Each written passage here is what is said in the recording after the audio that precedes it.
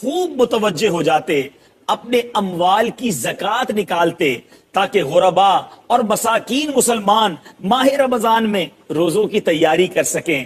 حکام قیدیوں کو طلب کر کے ان کی حد قائم کرتے، یعنی جن کو سزا سنانی ہوتی سزا سناتے، بقیہ جن کو مناسب ہوتا آزاد کر دیتے۔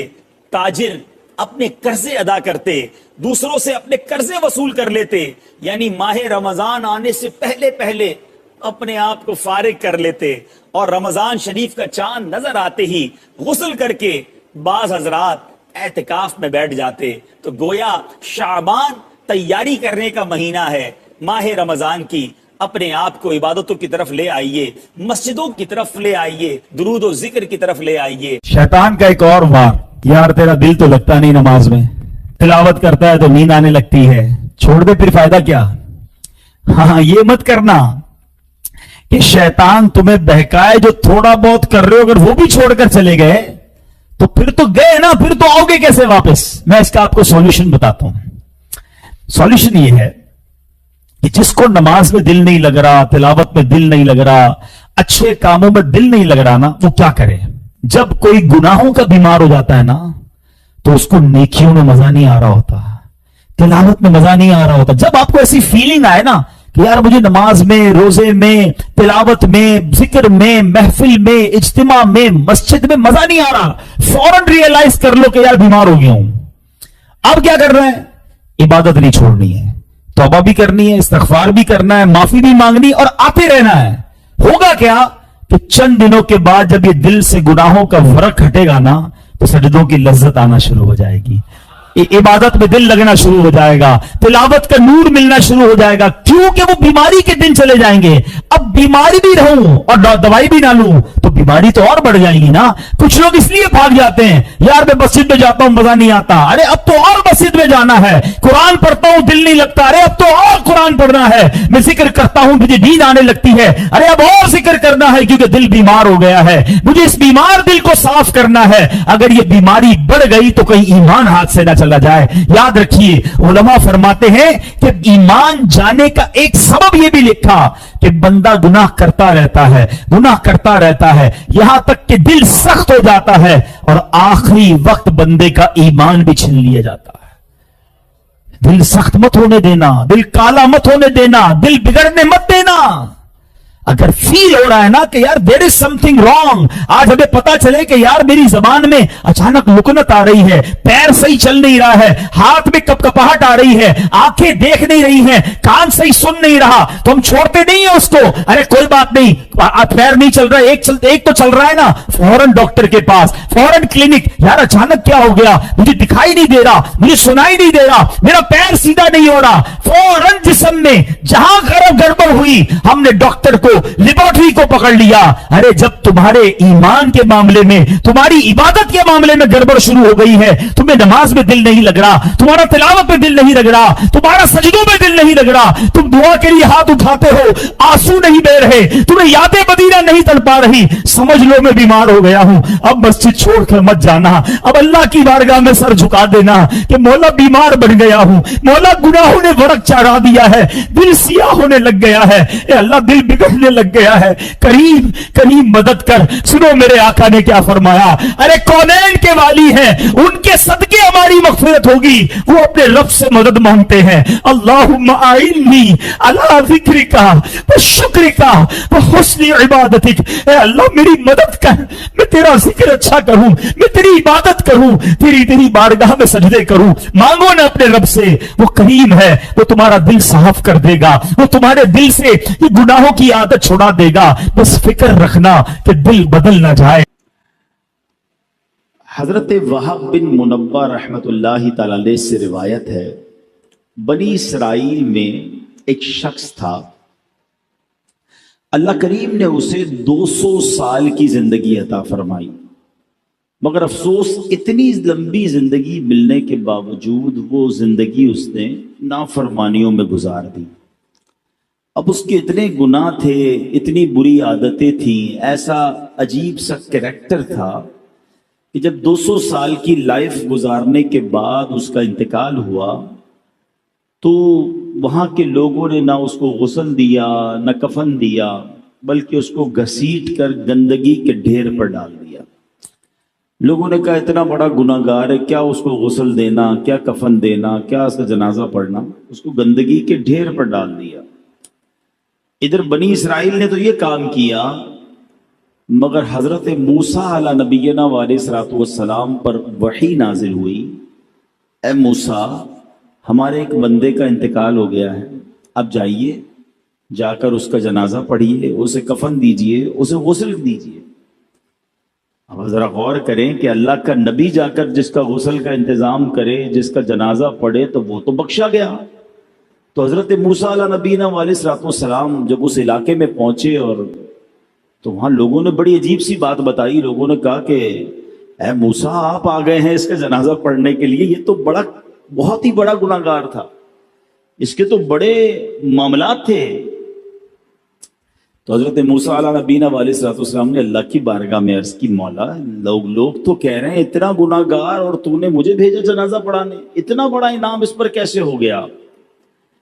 تو کیا ارشاد ہوا کہ اے موسیٰ علیہ السلام، بنی اسرائیل والے سچ کہتے ہیں، واقعی بڑا گناہگار بندہ ہے یہ، مگر معاملہ یہ ہے کہ جب یہ انہو کان کلما نشر التوراۃ، جب بھی یہ بندہ تورات شریف کھولتا تھا، وہ نظر الی اسم محمد صلی اللہ علیہ وسلم، تورات شریف میں جب میرے نبی علیہ السلام محمد مصطفیٰ کا نام پاک دیکھتا تھا تو قبلہ وضعہ علی عینیہ وصلی علیہ، اے موسیٰ وہ میرے محبوب کے نام کو ادب سے چومتا تھا، آنکھوں پر لگاتا تھا اور درود پاک کے نذرانے بھیجا کرتا تھا۔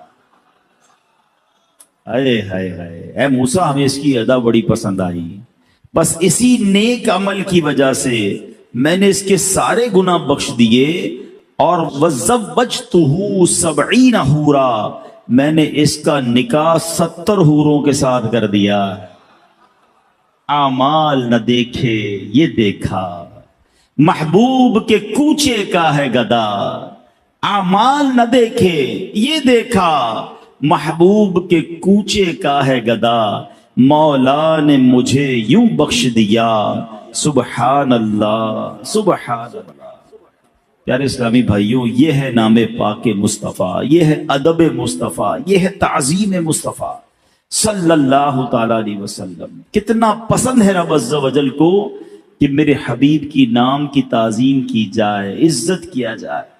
نصیب والوں کو نصیب ہوتا ہے، آج بھی نصیب والے ہیں کہ جب نام پاک مصطفیٰ سنتے ہیں تو چوم لیتے ہیں، جب بھی محمد صلی اللہ علیہ وسلم کا نام سنتے ہیں تو انگوٹھوں کو چومتے ہیں۔ اچھا دیکھیں رب نے نام بھی کیسا عطا فرمایا ہے، انگوٹھے تو بعد میں چومیں گے، پہلے ہونٹ ہی ایک دوسرے کو چوم لیتے ہیں۔ کہیے محمد صلی اللہ علیہ وسلم، ہونٹ چوم رہے ہیں نا ایک دوسرے کو، ہونٹ ہی ایک دوسرے کو چوم رہے ہیں، ایسا رب نے نام عطا فرمایا۔ اور سبحان اللہ 200 سال کے گناہ معاف ہو گئے، آنکھوں سے لگاتا تھا، چومتا تھا، درود پڑھتا تھا۔ تو درود پڑھنے کی عادت ڈالیں، نبی پاک کے نام کی تعظیم دل میں پیدا کریں، انشاءاللہ بارے نیارے ہو جائیں گے۔ اور ایک اور بات سیکھنے کو ملی کہ اللہ نے اپنے حبیب کی شان کیسی بلند کی ہے۔ ابھی دنیا میں میرے آقا تشریف نہیں لائے ہیں، حضرت موسیٰ کا دور تو بہت پرانا دور ہے نا، thousands years ago، ہزاروں سال پہلے جناب رسول اللہ صلی اللہ علیہ وسلم کی آمد سے پہلے ان کا چرچا بلند ہو رہا ہے، ان کا نام چوما جا رہا ہے، ان پر درود پڑھا جا رہا ہے، ان کا ادب کیا جا رہا ہے۔ پچھلی ساری آسمانی کتابوں میں نبی پاک کا ذکر موجود، انبیاء آئے نبی پاک کی باتیں بتاتے تھے کہ ایک نبی ہیں جو آنے والے ہیں، آخری نبی کا ذکر ہوا کرتا تھا۔ اللہ اکبر، وہ شاعر لکھتے نا، ایک میں ہی نہیں ان پر قربان زمانہ ہے، ایک میں ہی نہیں ان پر قربان زمانہ ہے، جو رب دو عالم کا محبوب یگانہ ہے۔ آقا کا چرچا سبحان اللہ جب سے کائنات بنی ہے، جب سے، بلکہ رب عز و جل نے اس سے پہلے ہی نبی پاک علیہ الصلوۃ والسلام کے نور کو اپنے نور سے جب تخلیق کیا، سبحان اللہ کیا شان ہے میرے آقا علیہ الصلوۃ والسلام کی۔ تو پھر کیوں نہ ان سے محبت کی جائے، کیوں نہ ان پر درود پاک پڑھتے رہے۔ مقاصد الحسنہ میں ہے، ایک مرتبہ اذان ہو رہی تھی، جب مؤذن نے اذان میں کہا اشہد ان محمد رسول اللہ صلی اللہ تعالی علیہ وسلم، تو عاشق اکبر، سب سے بڑے عاشق نبی پاک علیہ الصلوۃ والسلام کے حضرت ابو بکر صدیق رضی اللہ تعالیٰ عنہ نے جیسے مؤذن نے کہا ویسے ہی الفاظ کو ریپیٹ کیا، دہرایا، اور پھر اپنے دونوں انگوٹھے چوم کر اپنی آنکھوں سے لگائے۔ اب نبی پاک علیہ الصلوۃ والسلام کی ملاحظہ فرما رہے تھے، پیارے آقا دیکھ رہے تھے کہ صدیق اکبر نے ایسا کیا ہے۔ نبی پاک نے منع نہیں کیا، روکا نہیں کہ اے ابو بکر یہ کیا کر رہے ہو، بلکہ سنو کیا فرمایا، فرماتے من فعل مثل ما فعل خلیلی فقد حلت علیہ شفاعتی، یعنی میرے پیارے دوست نے ابھی جیسے کیا ہے ایسے اگر کوئی بندہ کرے گا تو میری شفاعت اس کے لیے حلال ہو گئی۔ ہاں، یہ نصیب والوں کا حصہ ہے۔ امام حسن مجتبی فرماتے ہیں جب مؤذن کہے اشہد ان محمد رسول اللہ صلی اللہ تعالی علیہ وسلم، اور جو بندہ یہ سن کر کہے مرحبا بحبیبی وقرۃ عینی محمد بن عبداللہ، پھر دونوں انگوٹھوں کو چوم کر آنکھوں پر رکھے، وہ بندہ کبھی اندھا نہ ہوگا، اس کی آنکھیں نہ دکھیں گی۔ ارے یہ تو آنکھوں کا نور بڑھانے کا نسخہ ہے اور یہ محبت کا ایک انداز ہے، تو اس میں کس بات کا شرمانہ ہے؟ تو نبی پاک سے محبت کیجئے، پیارے آقا کے نام سے محبت کیجئے، اور جب جب نام محمد صلی اللہ تعالی علیہ وسلم سنیں محبت کے ساتھ اس کو چوم کر آنکھوں سے لگائیں، اس کی برکتیں حاصل ہوں گی۔ شاعر لکھتے ہیں نا، لب پر آ جاتا ہے جب نام جناب، منہ میں گھل جاتا ہے شہد نایاب، لب پر آ جاتا ہے جب نام جناب، منہ میں گھل جاتا ہے شہد نایاب، وجد میں ہو کے ہم اے جاں بیتاب اپنے لب چوم لیا کرتے ہیں۔ لب خود ہی چوم لیتے ہیں نا ایک دوسرے کو، محمد جب کہتے ہیں تو سبحان اللہ لب ایک دوسرے کو چوم لیا کرتے ہیں۔ اللہ نبی پاک کے نام کی تعظیم ہم سب کو نصیب فرمائے۔ ایک بار پھر درود پاک پڑھ لیں، صلو علی الحبیب صلی اللہ تعالی علی محمد صلی اللہ علیہ وسلم۔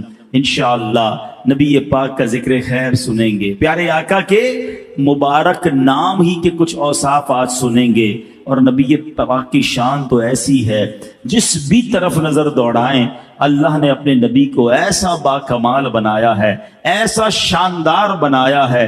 آپ کے چہرے کے اوصاف، آپ کے جسم مبارک کے اوصاف، آپ کے معجزات پر بات کی جائے، آپ کے اخلاق پر بات کی جائے، آپ کی بہادری پر بات کی جائے، آپ کی سخاوت پر بات کی جائے، آپ کی عقل مبارک پر بات کی جائے، یا آپ کے فیصلوں پر بات کی جائے، آپ کی سیرت کے جس بھی پہلو پر بات کی جائے، عقل حیران ہو جاتی ہے کہ اللہ نے اپنے حبیب کو کیسا شاندار بنایا ہے۔ میرے آقا جب مدینے نہیں گئے تھے، تشریف نہیں لے گئے تھے، مدینے کو لوگ کیا کہتے تھے؟ یثرب کہتے تھے۔ یثرب کے معنی آفتوں اور بلاؤں والی زمین، اور نبی پاک کے قدم لگے ہیں تو کیا ہو گیا؟ وہ مدینہ منورہ بن گیا۔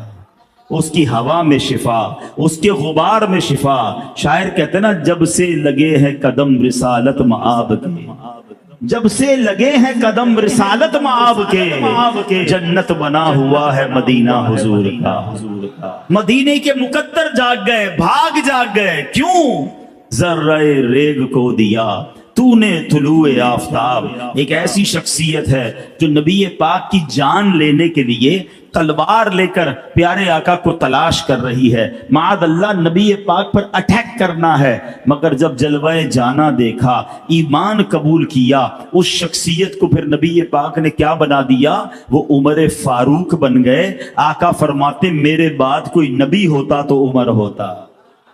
ذرہ ریگ کو دیا تو نے طلوع آفتاب۔ آؤ نبی پاک کے بچپن میں چلتے ہیں، ابھی بچپن کا لمحات ہے، بالکل 2-3 سال کی جو 1-2 سال کی عمر ہوتی ہے، ولادت کے بعد کی عمر ہوتی ہے، دودھ پینے کی عمر ہے، مکے میں بہت ساری دائیاں آئی ہوں گی، بہت سارے بچوں کو وہ دائیاں لے کر گئی۔ کتابوں میں ذکر ملتا ہے قبیلہ بنو سعد سے بہت ساری دودھ پلانے والی آئیں اور بہت سارے بچوں کو لے گئی۔ آپ سے پوچھتا ہوں، سوائے ایک دائی کے کسی اور دائی کا نام یاد ہے؟ کسی اور کا پتا ہے کہ ان کے نام کیا تھے؟ کسی کا نام نہیں پتا، مگر ایک دائی کہتی ہے ایک بچہ رہ گیا، کوئی دائی لے کر نہ گئی۔ کیوں نہ گئی؟ کیونکہ اس کے والد دنیا میں نہیں تھے۔ سوچا اگر اس بچے کو لے جائیں گے، دودھ پلائیں گے، اتنے پیسے نہیں ملیں گے کیونکہ والد دنیا میں نہیں ہیں۔ مگر اس دائی کے بھاگ جاگنے تھے، اس دائی کی قسمت جاگنی تھی۔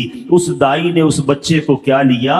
آج 1450 سال گزر گئے، کون سی محفل ہے، کون سی سیرت کی کتاب ہے جہاں دائی حلیمہ کا ذکر نہیں ہے؟ اس زمانے میں چراغ جلائے جاتے تھے، ابھی تو لائٹیں ہیں نا، چراغ، اور لوگ جتنی دیر جاگتے تھے چراغ جلاتے تھے، پھر بجھا دیتے تھے، ضرورت نہیں تھی، تیل ڈالنا پڑتا تھا، سوتے تھے تو اندھیرا ہو جاتا تھا۔